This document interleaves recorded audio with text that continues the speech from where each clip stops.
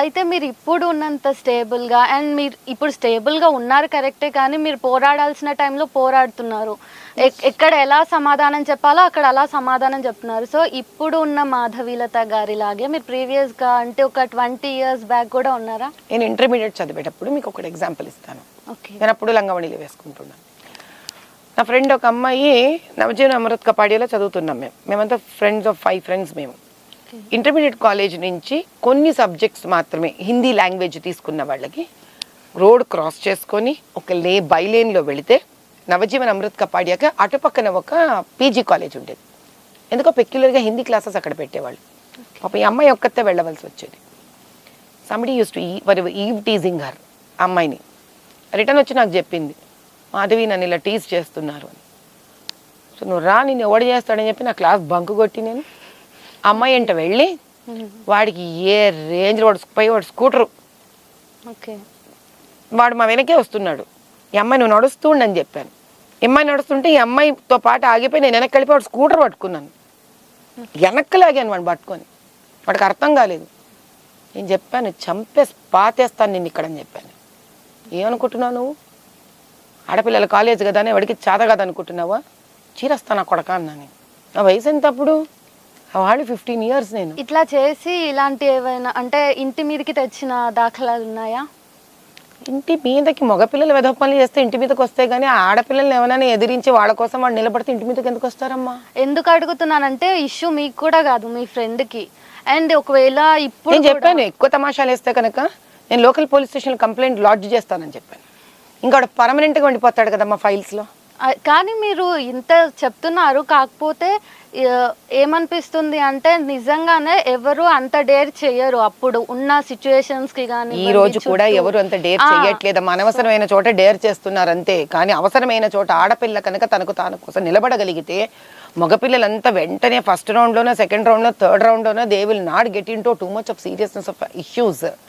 Try చేస్తారు, దేకింగే, చూద్దాం, ప్రయత్నిద్దాం లాగా. రెండోది, it also depends how silent or calm or non provoking you are. అది నేను నమ్మే విధి విధానం. ఆడపిల్లలు తయారయ్యే పద్ధతి కానీ, ఆడపిల్లలు వెళ్ళే విధానంలో కానీ కొంచెం శాంతిపూర్వకంగా వాళ్ళ వేషధారణ, వాళ్ళు వేసుకునే బట్టలు, వాళ్ళ తయారీ విధి. ఇప్పుడు కాలేజీలకు వెళ్తామమ్మా, లిప్స్టిక్స్ ఎందుకు కాలేజీలకి? మస్కారా ఎందుకు కాలేజ్కి? మనం చదువుకోవడానికి వెళ్తున్నాం కదా, ఎందుకు? ఈ మేకప్ ఎందుకు? జుట్టు వదిలేసుకోవడం ఎందుకు? మనం చదవాలి కదా, మనం యోగనే ఎడ్యుకేషనల్ ఇన్స్టిట్యూషన్కి వెళ్తున్నాం కదా. మనం ఇలా సింపుల్గా ఉండాలి, అట్రాక్షన్ లేకుండా సాధారణంగా నార్మల్ బట్టలు వేసుకొని సింపుల్గా కాలేజ్కి వెళ్ళగలగాలి. మనం ఎవరిని అట్రాక్ట్ చేయడానికి వెళ్తున్నాం అక్కడ? మేకప్ ఎందుకు అసలు? మీరు పెళ్ళికి వెళ్తున్నారంటే మేకప్ కావాలి, మీరు పార్టీకి వెళ్తున్నారంటే మేకప్ కావాలి. ఒక చక్కగా చదువుకొని ఇంటర్మీడియట్ డిగ్రీ పిల్లలకి మేకప్లు ఎందుకమ్మా? ఓకే, అయితే మీ గురించి బాగా వింటూ వస్తున్న ప్రాసెస్లో అంతా తెలుసుకుంటున్నప్పుడు ఏమనిపించింది అంటే ఆ క్వశ్చన్స్ ఈ క్వశ్చన్స్ అవన్నీ కాదు. First your character it self is a motivation మీరు మాట్లాడుతున్న దాన్ని బట్టి. సో మీ బాల్యం ఎలా గడిచింది? అంటే గడిచింది అంటే ఇప్పుడు 15 ఏళ్ళు ఎలా గడిచిందంటే 15 ఏళ్ళు మాట్లాడాలి. నా బాల్యంలో ఏ ఘట్టం గురించి కావాలి నీకు? ఈ ఘట్టం అంటే మీరు ప్రస్తుతానికైతే చాలా మంది కంటే భిన్నమే. సో మీరు ఇట్లా తయారవడానికి ఏమైనా స్పెసిఫిక్గా ఏమైనా సిచ్యువేషన్స్ ఉన్నాయా, లేకపోతే మీరు పెరిగిన వాతావరణం ఒకటి ఉంటుంది కదా, ఆ ప్రభావం ఉంటుంది కదా, సో మీ ఆ వాతావరణం ఏంటి అని? అంటే ఇప్పుడు బేసిక్గా మా ఇంట్లో మా అమ్మ మా నాన్న ఎప్పుడు కూడా ఏదన్నా ఒక ఆడపిల్ల ధైర్యంగా ఉండాలి అంటే ఆ అమ్మాయి చదువు, అమ్మాయి కెరియర్, అమ్మాయి ఆలోచించే విధానం ఆ పిల్ల గురించి మాట్లాడాలి. అంటే your thought should speak how dynamic you are. ఆ పిల్ల బట్టలు వేషధారణ డైనమిక్గా ఉండాల్సిన అవసరం లేదు. ఎందుకు? ఈరోజు చాలామంది అమ్మాయిలు చాలా అల్ట్రా మోడర్న్గా తయారవుతారు, కానీ లోపల నుంచి వాళ్ళకి ఎంత ధైర్యం ఉంది? అవును, చాలా భయస్తులు ఉండొచ్చు, పిరికి పిల్లలు ఉండొచ్చు. అలా అని లంగావణి వేసుకున్న నాకు ధైర్యం లేదు అని చెప్పడానికి కూడా లేదు కదా. అవును, కాబట్టి ధైర్యం అనేది మనిషిలో తయారవ్వాలి. మనిషి బట్టలలో ఏమి చూపించదు. బట్టలు ఎంత సున్నితంగా నాజుగ్గా ఉంటే ఆ వ్యక్తి అంత సాంప్రదాయంగా ఉంటే ఆ వ్యక్తి అంత గౌరవప్రదంగా ఉంటారు. ఫస్ట్ అది ఒకటి.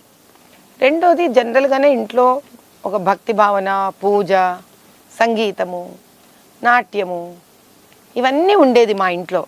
మా అమ్మ బాగా వంట చేసి పెట్టడము. There was a nice family environment. While ఎప్పుడు ఉండే ఎకనామికల్ సిచ్యువేషన్స్లో గొడవలు ఉండనే ఉంటాయి. ప్రతి ఇంట్లో ఆర్థిక ఇబ్బందులు ఉన్న ఇంట్లో అన్నింటిలోనూ గొడవలు ఉంటాయి. కానీ నేను ముందు నుంచే కొంచెం వేరేగా ఆలోచించేదాన్ని. ఏ పర్స్పెక్టివ్ నన్ను చూసి ఏదన్నా ఒక బాధ ఉందంటే ఎందుకుంది, కష్టాలు ఉన్నాయంటే ఉన్నాయి కదా, అవి ఎందుకున్నాయి, దానికి నేను ఎలా సహాయపడగలను, అంతే కదా. పాప నాన్న అలసిపోయి వస్తాడు, అమ్మ కష్టపడుతూ ఉంది, వాళ్ళకు ఉండే ఇబ్బందులు వాళ్ళకు ఉంటాయి కదా అని. రెండవది అంత మెత్త పిల్లని కాదు, ఏదైనా మొహం మీద అడిగేసేదాన్ని, ప్రశ్న వేసేసేదాన్ని, దాచుకునేదాన్ని కాదు. So what is very very important అంటే నా చుట్టుపక్కలే ఎలా ఉన్నారో వాళ్ళలాగా నేను బతకాలని ఎప్పుడు ప్రయత్నం చేయలేదు.